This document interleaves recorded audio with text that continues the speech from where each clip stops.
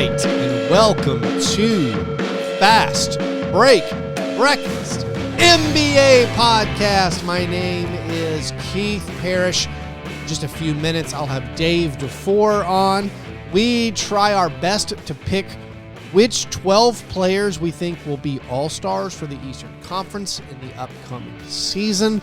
We also have a meandering discussion about all kinds of other sports before we even get to that topic, so hopefully you will enjoy that. Before I get to Dave, a big thanks to the 17 patrons who I am playing fantasy football with. We wrapped up an epic draft on Wednesday night. It took us 6 days. Should be lots and lots of fun. I've never played in a fantasy football league this big. Reminder, if you want to play fantasy basketball with us, with me, with the other Patreon supporters, with John and Chuck, you have to be a Patreon supporter.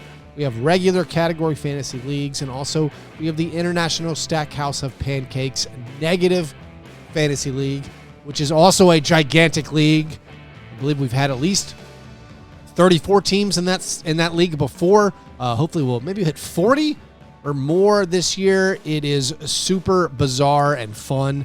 You get rewarded in that league when your players do bad things. It rules. If you want to do that, that sounds fun to you, you might as well go ahead and sign up at patreon.com/fastbreakbreakfast. So you will be among the first to find out when those signups go up. The only NBA news that's going on right now, Montrezl Harrell finally found a home. He will join the Philadelphia 76ers to the chagrin of all the B-Ball Paul fans. Harrell has an obvious role as the backup big to Embiid. It's kind of another interesting addition for the Sixers. It's yet another Daryl Morey reunion. I don't know if the resolution of Harrell's legal situation was a reason for this kind of later signing, but it's a bargain pickup for the Sixers, another interesting piece for them. Beyond that, basketball-wise, just the continued entertainment of Eurobasket, which Dave and I talk a little bit about. Mark Stein reported today that NBA coaches in the upcoming season will once again be allowed to wear team-branded leisure wear in lieu of, I don't know, actually dressing nicely, which I'm not a fan of. I don't know why it bothers me. I want my NBA coaches to wear a suit. I myself am a terrible dresser, but I like it when the coaches dress up. Make the coaches wear blazers again. I don't think Taylor Jenkins has worn a suit since his rookie season. Getting tired of that pullover, bud. Anywho, speaking of the Grizzlies, single game tickets are on sale. So if you're in the Memphis area or planning a trip to Memphis, you can purchase your single game tickets now. Do that at Grizzlies.com or by calling 901-888-HOOP. Pick out your favorite matchup and get ready to see Ja Morant and the next Gen Grizz in person. Get the Grizzlies tickets at Grizzlies.com or 901-888-HOOP. All right, now let's talk with Dave Dufour.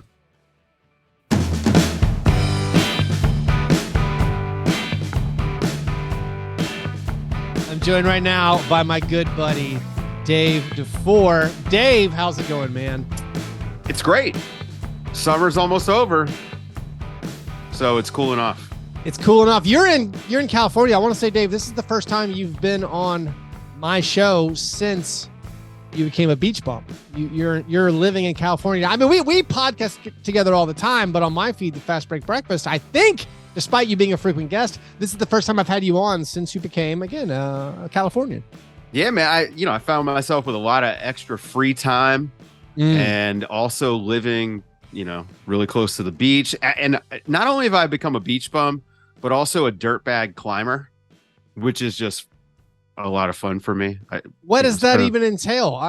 Is that in the climbing gym a lot? You're just in the climbing I'm in the gym? climbing gym. You're the guy. Yeah, my hands my hands are a mess. Walls. Oh yeah. Yeah. We have the Nashville Public Library has a little climbing wall for children. That's cool. I could get up there if I wanted to. I mean, I could. Yeah. No big deal. Wouldn't take me any time at all. Natural. Climbing. Hey, listen, climbing is good for kids, man. It's my great job allows me to go do stuff when places are empty, which is my favorite thing. I like to work out alone. I have a personal motto. It's called the fewer the merrier, right? So I go to the climbing gym and it's empty. Yeah. I get to play around, but there has been, and maybe it's a homeschool, maybe it's kids that are doing half days of school. I don't know if that's still a thing for kindergarten, but there are kids classes that happen in the morning. So it's basically me and, 5 and 6 year olds who are off doing climbing instruction. And I'm sitting there putting my shoes on, and these kids are just naturally better climbers than me. They weigh 35 pounds. They're scared of nothing. Yeah. The thought of an ankle injury if they drop from too high and land funny, it's just not in their head at all. And meanwhile, I'm like, okay, let me get my legs extended here, stretch out my back. It's the invincibility and the lack of fear of the fall. It is I know that's, if we're going to talk about men of a certain age, it's like you jump down from a few steps going down the stairs and you're like, Now I'm not quite that guy. Is my knee a little shaky on that one? And then I'm not that guy. Well, I'm just saying you're concerned about twisting an ankle, and it's a real fear where you used to be like, I could jump off a wall. I could jump down 5 feet, and that was just a normal thing. I could hop a fence if I needed to. And now it's like, whoa, just don't want to get hurt here. Okay. Don't want to get hurt. Again, now I'm not that guy. I used to fall for a living professionally. So I still am adept at falling. I'm sorry. I wasn't trying to put it out there that you're old, Dave. Don't disparage me. That's you're young, virile, healthy. Nobody knows how old I am. That's right. I am ageless. You are ageless. I will say I see my kids jumping like from something like 6 feet up in the air, and I'm like, whoa, that hurt. They're fine. They can. You can land. They're malleable, man. They're malleable. Kids are great, and that's why I'm trying to stay a kid forever. There you go. Peter Pan over here. Have you had do you do breakfast? What's your West Coast breakfast? Do you have a West Coast breakfast? I know you don't eat that much. Yeah. I don't eat breakfast. So just today, just a couple of cups, I guess actually not quite cups, maybe 4 cups of black cold brew, and also a sunrise walk on the beach. That was there it is. Better than any egg McMuffin. Actually, I'm gonna guess that you had some cereal. I had birthday cake, Dave. It is my yesterday was my youngest's birthday, and I got her a quarantine for myself because I am in health and safety protocols. Once again, I spent her whole birthday quarantined in the basement watching Hard Knocks on HBO, the Detroit Lions story. I said, so are you in on football this year? I'm really in on football this year.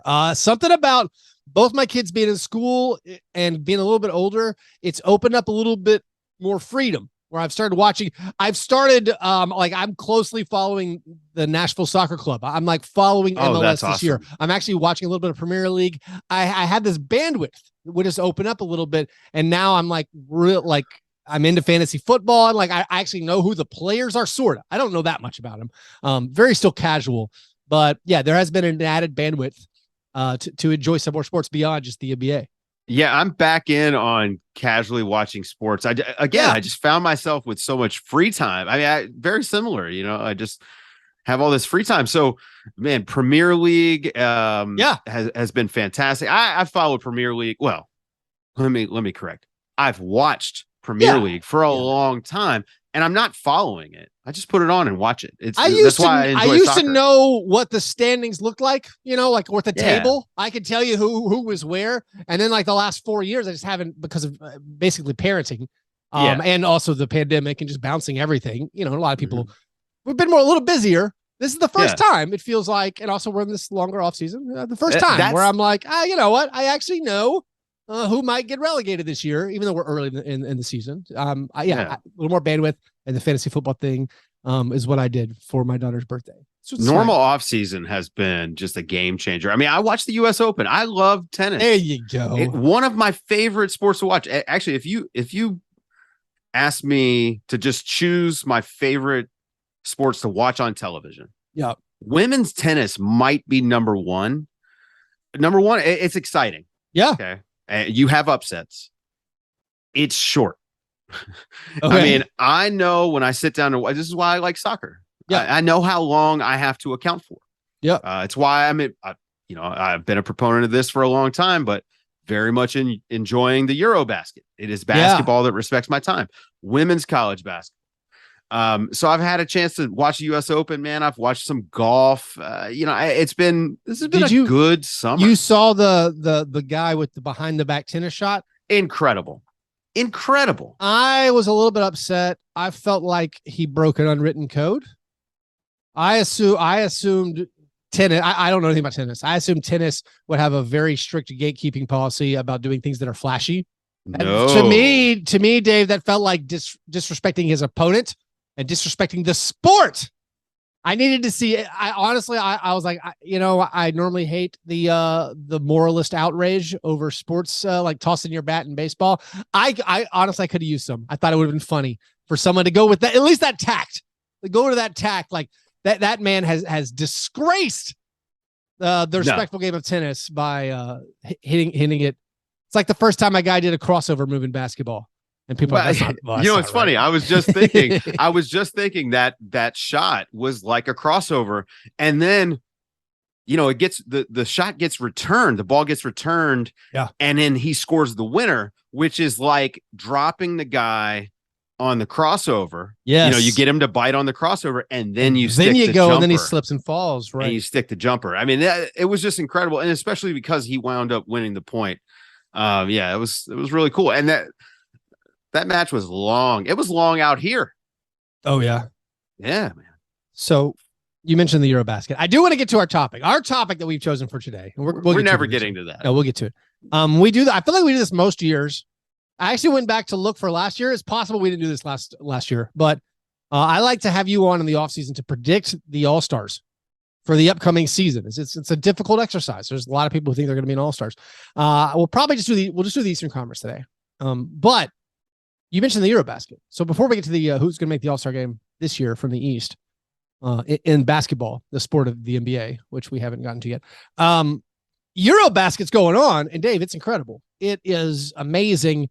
And we've never had anything like this before in basketball history, right? As NBA fans, this European tournament's going on, and the last 4 MVP winners are playing in it. And it's 3 all NBA first team guys are in it. And for me, that makes it unique. Like there's no other time in NBA history where there was a basketball competition occurring where you had this level of NBA talent that wasn't the NBA. It's kind of spectacular. Yeah. And that's just the top couple guys, 3 guys. Luka is going to be an MVP probably. I mean, Luka, speaking of disrespectful shots, he hit a running one-hander thing over Gobert. I mean, you got Gobert, he's a player of the year. There's so much high-end NBA talent in this that it makes it really exciting, I think, just for NBA fans, just to pick it up and be like, hey, who's on this squad? Oh, Dario Saric's got a DNP? Or like, he didn't even play down the stretch. It's like, there's so much interest beyond. I mean, and then you have, of course, Luka scored 47 and Giannis scoring over 40. And Jokic treating it like NBA January night where he puts up 29 on 11 for 13 field goal attempts. I mean, it's awesome. I mean, it's a fun time, man. And for me, it's as a guy who loves basketball, we've talked about this quite a bit. Like, I love the game of basketball. The NBA is the NBA, but the game of basketball is something separate to me. And I like that more Americans are being, are being presented the game in a different way. Yeah. The NBA has its way. College basketball has its way. And that's kind of the 2 styles that most Americans are used to, maybe high school here and there. But the way they play in Europe, and especially like the FIBA rules and the way that sort of changes the flow of the game, I do think it's important for the game to grow, for people to have exposure to that, because, like the 14-second shot clock reset that came in a few years back, I was coaching in Europe the first year that was introduced to FIBA. And I, like a lot of people over here, when they first heard about the rule, I was against it. I was like, oh no, this is gonna mess with the flow of the game. And then I realized, no, this is creating more opportunities. It's actually making the game flow better and quicker. Instead of wasting 10 seconds like we would do anyway on an offensive rebound, now we just get right back into our offense. So, you get the game is able to evolve when it's, when there's more exposure to the different ways to play. So I appreciate that. Like I really. They also have the slightly different that. rules. I know I've been a big proponent. I think a lot of people are. We talk a lot about the take foul in the NBA, and apparently they're trying to legislate it out they've made it a bigger penalty for this upcoming season. But a lot of people have always argued for a take foul. What if you played advantage? What if the referees had the discretion to say, that was, you obviously just tried to grab this guy's waist. It didn't affect the play. I'm not going to stop the fast break. There was an example in Thursday morning's, I want to say the Croatia-Ukraine game where they let the advantage play out, and then Ukraine missed a shot, and the announcer's like, "That's why I hate them playing advantage." And I was like, it's good to have a different perspective. These people have this rule that a lot of American fans want, and they don't love it. Yeah, but that's like a pickup with people who are like mad about a late call. I'm just like, hey man, you fouled me while I was in the act of playing basketball. Yeah. To expect me to also officiate is a little ridiculous. I like being, the advantage being played. I think that's the way to do it. It's more entertaining. You just have to worry about safety. That's the only thing. Right. That's it. I'm with you. So yeah, the take foul is good in the sense that it gives the defense what they desire, a stoppage of play, without feeling like they have to hit someone or physically disrupt the play. There are benefits to the take foul. That's right. Because it has taken away a lot of violent plays in transition at the rim. Yes. And that was originally, there was the unsportsmanlike foul call that they originated in FIBA. I mean, it was really hard to block, to do a chase down block, because any sort of contact was considered dangerous. And so it's been fine tuned, but you still see stuff. We've gotten that in the NBA though. I mean, what was it? It's just flagrant fouls or so in the French game yesterday. Now. In the French game yesterday, defender in transition kind of was pulling up and barely clipped the foot. Yeah. And the guy didn't go down or anything, but it was ruled unsportsmanlike. And so the idea is, you have to be more and more and more conscious of your body at every single moment. But again, making the game safer, that's great. But, maybe we got to find a little bit of a balance. Everyone knows the only acceptable way to take out an airborne player is attempting to draw a charge. That's the only moral way to injure your opponent is to slide under an airborne guy and hope the referees give you the call. Set him up for the doomsday device. That's right. Anything else is unsporting. Let's talk about the All-Stars. So the big offseason news, we had this trade. Donovan Mitchell moves to the Eastern Conference. The Eastern Conference All-Star spots, there's only 12, although there's injury replacements every year, it seems like, especially in the East. I know people. So there's like 14, right? Yeah, people say, we need to expand the All-Star roster. It's like, no, man. Honestly, the last 5 years, 14 guys have made it. So look, it should be 10. It should be 10 guys a conference, and if a guy's injured, don't replace him. Because look, the value of being an All-Star is just diminished. If everybody's an All-Star, if you've got 40 All-Stars, almost 10% of your league. I haven't counted this up, Dave. I want to say, just ballpark, looking at the Eastern Conference right now, there's like 30 All-Stars. And that's not even including like Blake Griffin or even Al Horford. Like Al Horford's still really good, but like you're not considering him an All-Star. There's something like 25 to 30 guys who are basically in their prime who are All-Stars. And so we're going to try to pick the 12 who we think right now in September are going to be the ones to make it this coming season. We're restricted by, we all know there's the vote for the starters, the mixture of the fan vote and the media vote, and the player vote. And you're only allowed 3 front court guys and 2 guards. They've relaxed the reserve spots, so we can pick basically 7 of whoever we want. But that means, again, only 12 players of this pretty long list of guys who have already been named All-Stars and who they think and who fans think are deserving. And we can even shorten that because there's like certain spots that just aren't up for debate. If these guys are participating in basketball and healthy, like Giannis Antetokounmpo, Joel Embiid, Kevin Durant are there. That's locked. That's locked and loaded. I think honestly Tatum is in there, but poor Tatum is never going to be a starter in the Eastern Conference as long as as a forward. Yeah. As long as those are there, maybe if we could argue that like he's like, this year I'm a guard. Just let me play only guard. Is he eligible for guard? I don't know how the rules work. I don't think so. They'll fake it. I just, yeah. Like, DeRozan was a guard last year, and for some reason that doesn't bug me. He feels like a guard to me, even though he's basically a forward. But we have our locks in Durant and Giannis and Embiid, and honestly, Tatum, like that only leaves now. We have 8 spots left. Well, just like that, we're down to 8. Who do you think? Let's start here. Who do you think, Dave, will be the guard starters? Who will win the vote? Last year, the fan vote, it was Trae Young and DeMar DeRozan were the AllStar starters last year. I'm going to go and tell you, I don't think either one of those guys is going to be the AllStar starter this year based on the fan player media vote. That's interesting because I was going to say Trae Young. Okay. I think Atlanta. I think Atlanta may be better than they were last year. I mean, they're still not breaking in the top 4, but they may be better than last year. And I don't think Chicago is going to be as good. So I don't know if DeMar is going to have the momentum behind him. I lean Trae Young, but you know what, man? Watch it be Kyrie Irving. If Kyrie plays, it's probably going to be Kyrie. Because he's just so famous. Contract year Kyrie. Is he going to do it? Yeah. Like, he didn't play last year. He got a lot of votes. He barely played the last few. He's barely played in his whole career. This is like the Kyle Lowry was a part-time starter for the beginning of his career. Kyrie Irving may be able to play until he's 40. So 40 games a season. I think Kyrie Irving is going to play this year. And I think because of that, he's going to be an all-star starter. I think reinvested contract year James Harden is going to come out, and the Sixers are going to start the season strong. And I think he's also going to be an all-star starter. So I have Kyrie and James Harden as participating in the NBA season this year. And thus, I think they're going to be all-star starters. I think your Trae Young argument is fine. It's very possible Trae Young is an all-star starter. Maybe it's not James Harden again.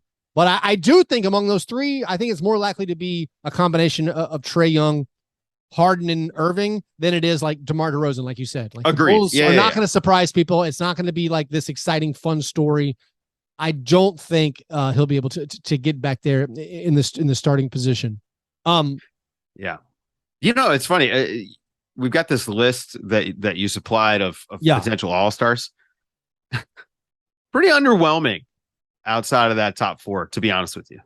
So, like, there's a lot of guys, but it's a lot of guys. It's not a lot of dudes, people. So, who's next? Or it's a lot of dudes, not a lot of guys. So we all have. I picked Kyrie and James Harden as my starting guards, but I do have Trae Young on my 12-man team. So we have the same 6. So 6 players left.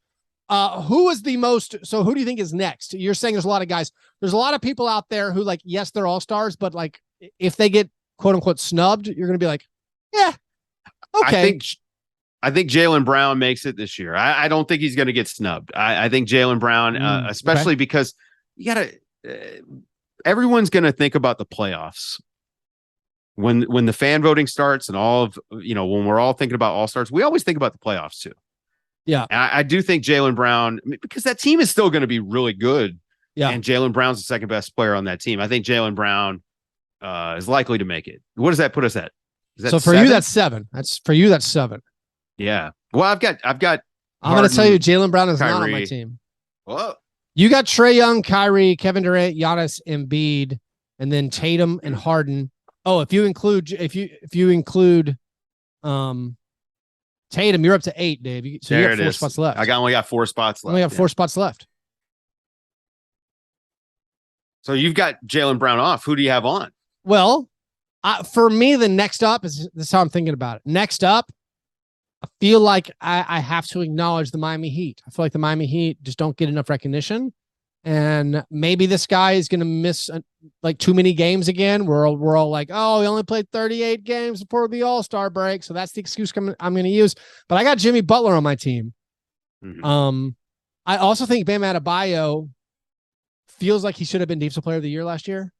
And I think that little tiny motivation is going to have him on the court, because I think games played were just what held him down. So I think I'm even going to include Bam Adebayo on this team, but I'm not certain. But I'm definitely including Jimmy Butler. I feel solid about my top 8. But then beyond that, there's just a world of players I'm gonna throw a handful out. We got. I mean, just mention them right now. The people who we're considering. You got Pascal Siakam. I got him. You have Fred VanVleet, who made it last year, injury replacement. You have Drew Holiday and Chris Middleton on the Bucks. You have Cleveland, which has 3 All-Stars on their roster, plus Evan Mobley. So they have Donovan Mitchell, Darius Garland, Jared Allen, and Evan Mobley. You have LaMelo Ball, who made it last year. You have DeJounte Murray, injury replacement in the West. Bad news, DeJounte. You're not making the All-Star game in the Eastern Conference. I'm sorry. That's not going to work out for you. And then, do we mention Bradley Beal? How many points per game would Bradley Beal have to average? 35. I was going to put it at 37. Yeah. All right. Close. One of those Michael Jordan numbers. I've got Pascal. You got Pascal. I want to tell you why. Look, starting in 2022, so since New Year's Day, okay, to close the season, it was 49 games, 24 points, almost 9 rebounds, just about 6 assists, 2 stocks on 50, 37, 76 ish shooting. He was awesome after he got healthy last year, and this has been a couple of seasons running that he had some health issues. Once he got his body right last year, Pascal Siakam was awesome. So I think he's going to be an all-star. I mean, especially Canada is going to vote all these guys in, right? That's how it works. You get the entire voting force of the country. I mean, I don't think there's Pascal any, Siakam, but he deserves it. I don't think he'll get enough fan vote to like crack the starters, but I am including him on my roster. He's a guy who has more all NBA selections than all-star selections. He's made the all NBA team twice, and only 1 all-star game. I'm also including Siakam. I think. Okay. You know what? My initial rough draft, I had him actually as the biggest snub. I think I'm going to include him. I think I'm gonna kick DeMar DeRozan. I'm going to kick DeMar DeRozan. I had DeMar DeRozan on as a reserve. I'm going to replace him with Pascal Siakam.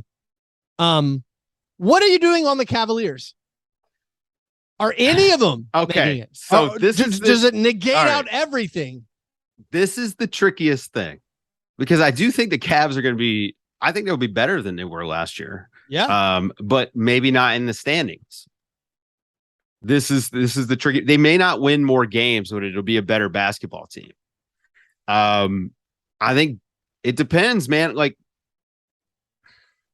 Evan Mobley would be my pick from the Cavs out of them. Like if they're gonna be good, it's gonna be because Evan Mobley took a mini leap, yeah, or maybe even a full leap. I mean, the guy, who knows with that guy.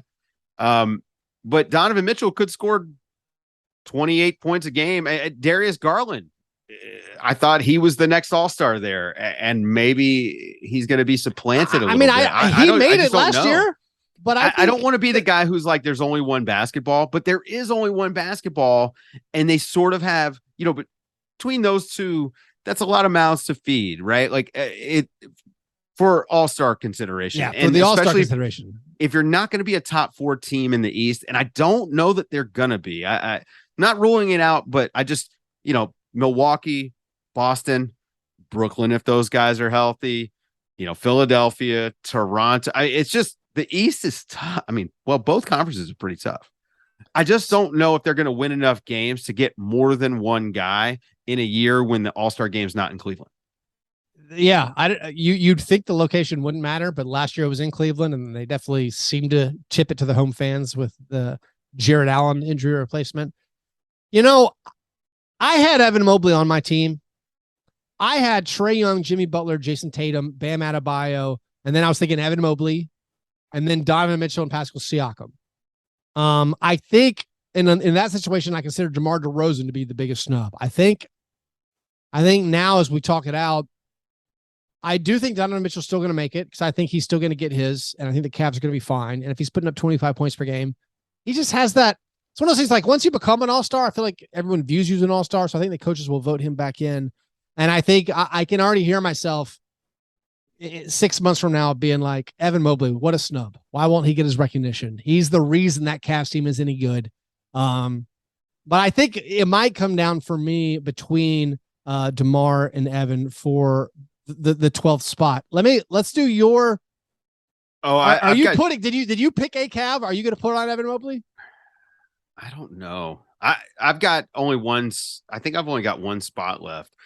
Jimmy Butler and Bam Adebayo also make my list. Well, that would have you that would have you full. If, that's it. I have you with James Harden, Jaylen Brown, Jason Tatum, Pascal Siakam, Evan Mobley, Jimmy Butler, and Bam Adebayo. That would be your 7 reserves. That's your 12. All right. So who do we feel? I'm trying to figure out if we're doing a grave injustice to anyone.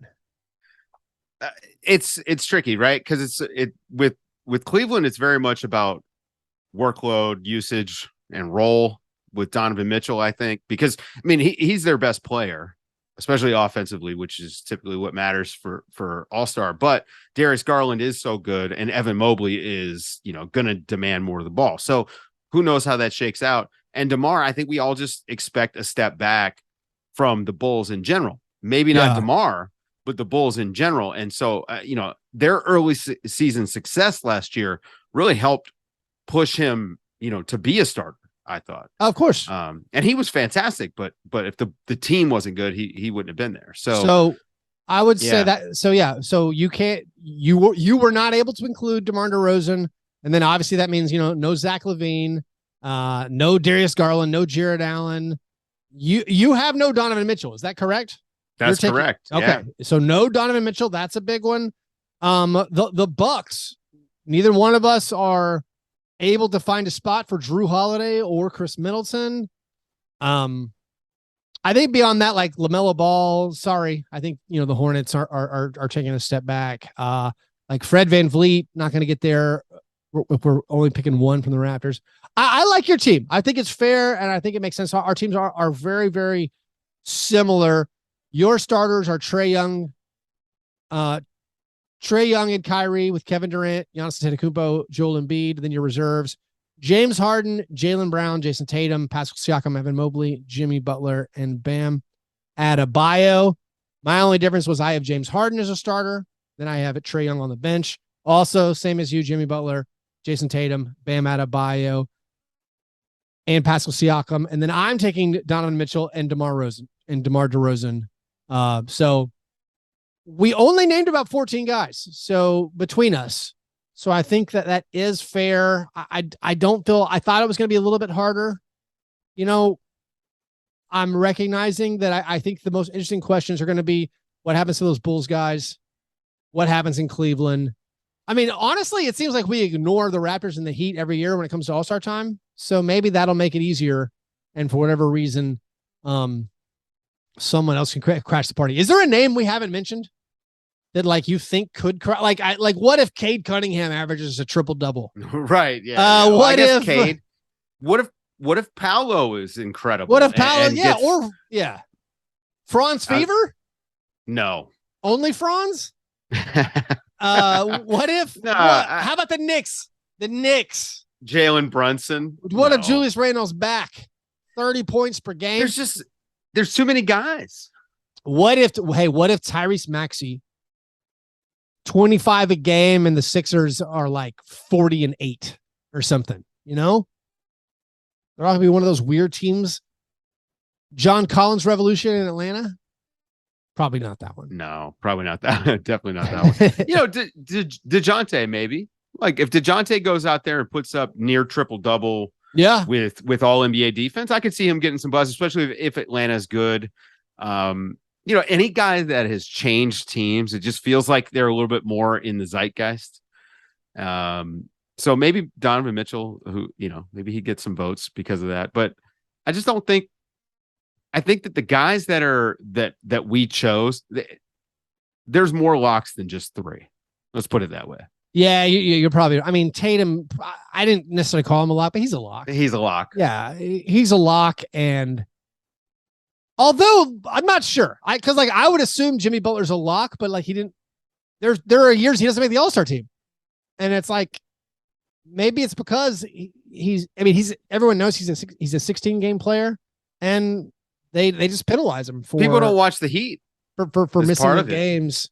I mean, he didn't make it last year, right? Double check. No, Jimmy Butler did make it last year. Yeah. But I think we did a good job. I think maybe the West will be. I think the West feels like easier to me, especially with a spot vacated by Donovan Mitchell. Maybe I'll have you back to do that, Dave. Maybe I'll replace you with someone younger and fitter with even more free time. Fitter. Impossible. Hit me where it hurts, man. Oh, I'm messing around. Dave, no, we did a good job. Thanks for your time as always. Yeah, we did a good job. We did a good job. It's flawless. Our process was flawless. I will say this. The goal was to select 12 players. We both did it. Although it has happened before that I've gone back and listened to shows like this, and it's like, oh, we listed 13. So you say it felt like 12. I wrote down 12. I think I did it right. But it's always possible in the editing process. Mistakes will be uncovered, and they will be then I'll have an apology under the rug. Yeah, then I'll have an apology for next time. Yep. Yeah, awesome. But I'm a guy who has like 8 players in my top 5. Oh yeah, 17 in my top 10. There's 12 All-Star spots. That means there's at least 20. Normally, I will say my memory is normally you do bring one that kind of blows my mind a little bit. And not so much. I felt like maybe you played on this safe. one. It's not even playing it safe. It's just that you took with it easy. All-Star stuff, we kind of know what it takes to be. We know what an All-Star level is. I'd be surprised. I would be surprised me before is all I'm saying. If we had a young guy break in this year, I would be surprised by it. Evan Mobley. I actually think Cade Cunningham is a good candidate. If we were thinking of a guy to break in and be a first-time All-Star, I think Cade. Because he's going to have the ball in his hands. I think they're going to be a little better than they were. I think he's better than he was, especially at the start of last year. The bias, from if you watched him in his first 2 months when he was recovering from that ankle injury versus the last 2 months when nobody was watching the Pistons, I think you saw a much different player. So I think Cade is a good choice for a guy who might break in.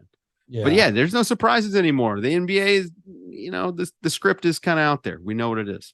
All right. Well, you should still watch it. It's not telling people. Yeah. Oh, yeah. No, it's fun. Yeah. It isn't scripted. Dave did not mean to say it was scripted. No, it's not scripted. No, it's just heavily produced. Oh, Dave. Anyway, thanks as always for your time, and look forward to you coming on again. Yeah, pleasure. Thanks, buddy. I didn't know how to get. Felt weird wrapping up. You still recording? Just gonna keep recording. I'll stop recording.